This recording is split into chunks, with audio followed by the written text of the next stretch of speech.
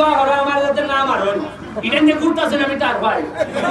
আমার আমার লাভ নেই রে ভাই মানলে বাংলাদেশটা ক্ষতি যে নুইয়া কটা দিন পরে আমার এমন আমি যাই নুইয়া কটা দিন পরে মার এটা মনোযোগ দিয়ে শুনুন আজকে আর কালকে আপনারা আমার সাথে কেউ সেলফি তুলতে পারতেন না কারণ আমি একটা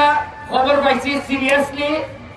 যে 2-3 দিনের ভিতরে একটা গ্রুপ ঘুরতেছে আমার মারবার লাগি যেভাবে আমি পাইছি আমার সিকিউরিটি আমি বিশ্বাস করি উপরে আল্লাহ নিচে আমার এলাকার মানুষ অন্য কেউ হইলে হয়তো আজকে মাঠও আইল না আমি মাঠও আইছি আমি চাই মরলে আমি সোনারঘাটটা মরলে সবচেয়ে বেশি খুশির মধ্যে অন্তত আমার মাটিতে আমার যেন আমার সবকিছু আমার মাটিতেই হয় তাও আমি ভয়ে আমার কোনো কিছু কাজ আমি বন্ধ করব না সুতরাং তাদেরকে বলবো আমি একটা এক্সট্রা সিকিউরিটি আপাতত যে কোনো কেউ আমি শরীরের কাছে এলাও করব না আপনারা আপাতত আজকে কালকে সেলফি তুলবেন না